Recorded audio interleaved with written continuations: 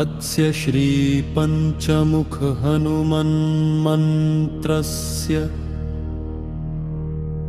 ब्रह्मा ऋषि गायत्री छन्दः पंचमुख विराट हनुमान देवता ह्रीं बीजं श्रीशक्ति रौगिरकं ह्रूं कवचं क्रयस्त्राय फट् इति दिग्बन् श्रीगरुड उवाच श्रीपञ्चमुखी हनुमान कवच अथ ध्यानं प्रवक्ष्यामि शृणु सर्वाङ्गसुन्दर यत्कृतं देवदेवेन ध्यानं हनुमत्क्रियम् पंचकक्रं महाभीमं त्रिपञ्चनयनैर्युतं बाहुभिर्दशभिर्युक्तं सर्वकामार्थिसिद्धिदं पूर्वतु वानरं वक्त्रं कोटिसूर्यसमप्रभं दष्ट्राकरालवदनं भ्रूकुटिलेक्षणम् अस्यैव दक्षिणं वक्त्रं नारसिंहं महाद्भुतम् अत्युग्रतेजो वपुष्पं भीषणमभयनाशनम् पश्चिमं गारुडं वक्त्रं वक्रतुण्डं महाबलं सर्वनागप्रशमदम् विषभूतादिकृन्तनम् उत्तरं सौकरं वक्त्रं कृष्णं दीप्तं नभोपमं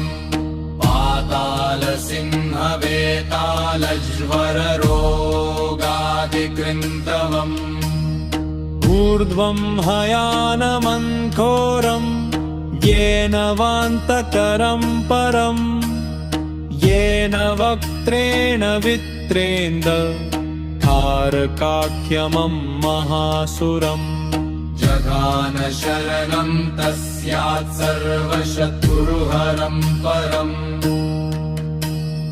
ध्यात्वा पञ्चमुखं रुद्रं हनुमन्तं दयानिधिं खड्गं त्रिशूलं खट्वाङ्गं पाशमं कुशपर्वतम् मुष्टिं कौमोदघिं वृक्षं धारयन्तं दमण्डलुं भृङ्गिपालं दानमुद्रा दशभिर्मुनिपुङ्गवम् एतान्यायुधजालानि धारयन्तं भजाम्यहं प्रेतासनोपविष्टं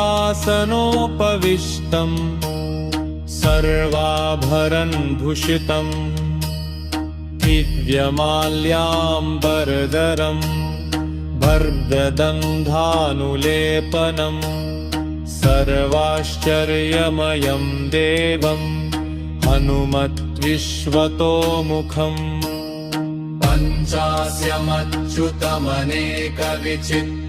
पञ्चास्यमच्युतमनेकविचित्रवर्णवक्त्रं शशाङ्कशिप्रं कपिराजधरयम्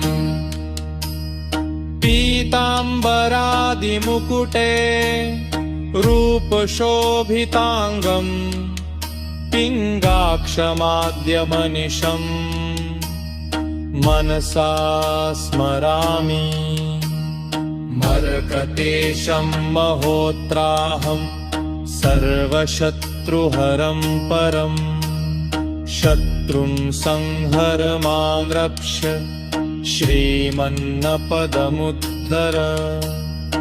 ॐ हरिमर्कटमर्केतमन्त्रमिदं परिलिख्यति लिख्यति वामतले यदि नश्यति नश्यति शत्रुकुलं यदि मुच्यति मुच्यति वामलता ॐ हरिमर्दय स्वाहा ॐ नमो भगवते पञ्चवदनाय पूर्वकपिमुखाय सकलशत्रुसंहारकाय स्वाहा ॐ नमो भगवते पञ्चवदनाय दक्षिणमुखाय करालवदनाय नरसिंहाय सकलभूतप्रमथनाय स्वाया ॐ नमो भगवते पञ्चवदनाय पश्चिममुखाय गरुडाननाय सकलविषहराय स्वाहा ॐ नमो भगवते पञ्चवदनाय उत्तरमुखाय आदिवराहाय सकलसम्पथकराय स्वाहा ॐ अस्य श्री पञ्चमुखी हनुमत्तवच स्तोत्रमन्त्रस्य श्रेयामचन्द्र ऋषिरमुष्टुपछन्द शेषे पानामचन्द्रो देवमा हनुमानदीविचं वायुदेवकायिकिशत् विश्वेरामचन्द्राभरे वसादसत्यरथम् दिनिर्मीरोगहं तृतीयशायकं भिन्नसुं कर्मकरुण्या सह ॐ अञ्जलिसुताय प्रन्वुश्चत्यननः ॐ हत्तररये तरचरित्यमहम् ॐ वायुपुत्राय निद्ररात्यं ननः ॐ अग्निदर्भाय तरगनिकात्यं ननः ॐ वामदोदाय परिष्कृतात्यं नमः ॐ पञ्चमुख हन्मकर्तरकरपश्चात्यमः विन्यासद ॐ सुखाय नित्याय नमः शिरसे स्वाहा ॐ वायुपुत्राय शिखायैव शतदृढा ॐ अग्निगर्भाय कवचाय हुम् ॐ रामदूताय नेत्रत्रयाय भूषण ॐ पञ्चमुख हनुमते अस्त्राय फट पञ्चमुख हनुमते अस्त्राय इति दिक्पन्दहारकल्याणमम् वन्दे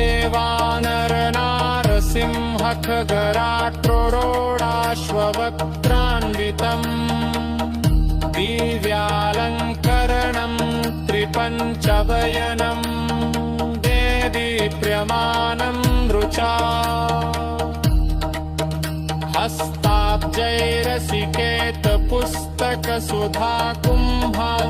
हस्ताब्जैरसिकेतपुस्तकसुधाकुम्भाङ्कुशाद्रिहलम् खद्वाङ्गं फणिपूरुहं दशभुजं सर्वारिवीरापहम्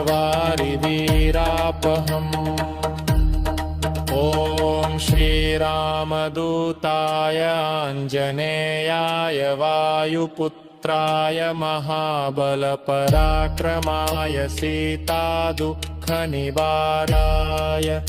लङ्कादहनङ्काराय महाबलप्रचण्डाय फाल्गुनसखाय काकोलहलसकलब्रह्माण्डविश्वरूपाय सप्तसमुद्रनिर्लङ्घनाय पिङ्गलनयनाय अमितविक्रमाय सूर्यबिम्बफलसेवनाय वृष्टनिवारणाय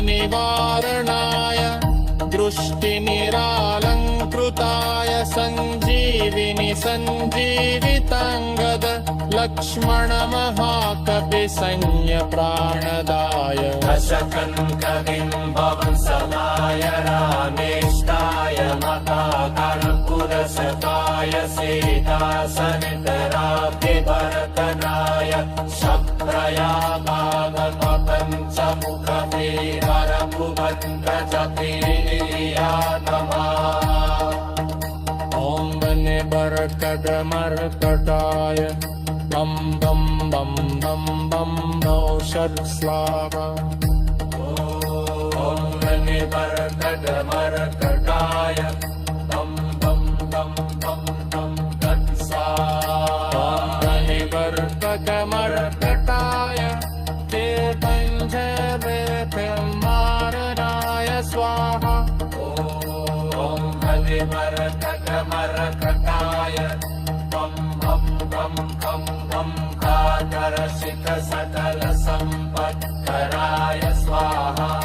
ॐ वनेवर्कटमर्कटाय बं बं बं बं बं शक्रोस्तम्बराय स्वाहा।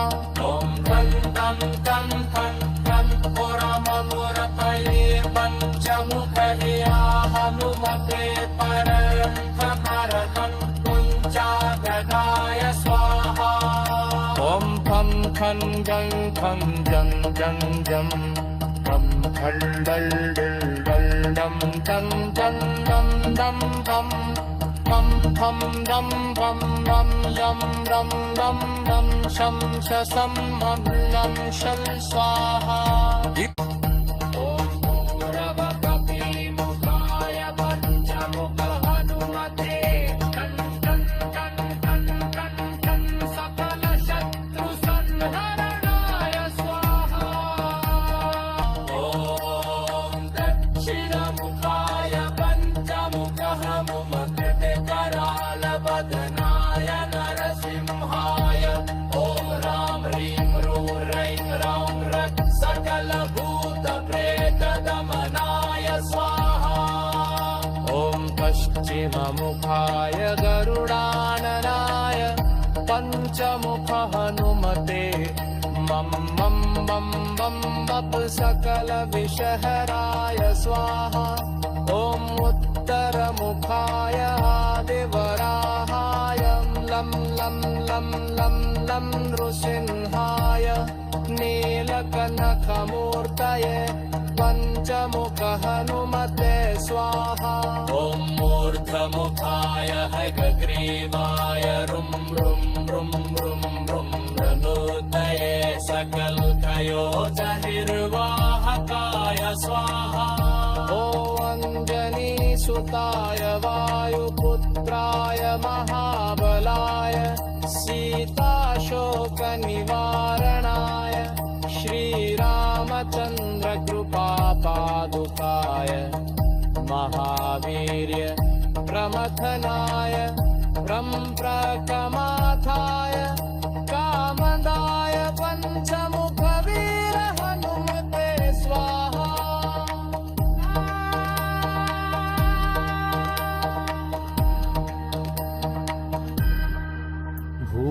भूतप्रेतपिशाच ब्रह्मराक्षस साकिनीडाकिन्यन्तरिक्षग्र परयन्त्रपरतन्त्रोच्चटनाय स्वाहा। सकलप्रयुञ्जमतिर्वाहुकाय पञ्चमुखवीरहनुमे श्रीरामचन्द्रवरप्रसादरतन्दन्दन्दे स्वाहा। इदं कवचं पठित्वा तु महाकवचं पठेन्नरः एकवारं जपेत् स्तोत्रं सर्वशत्रुनिवारणम्। द्विवारं तु पठेन्नित्यं पुत्रपौत्रप्रवर्तकरम्। त्रिवारं च पठेन्नित्यं सर्वसम्पत्करं शुभम्। चतुर्वारं पठेन्नित्यं सर्वरोगनिवारणम्।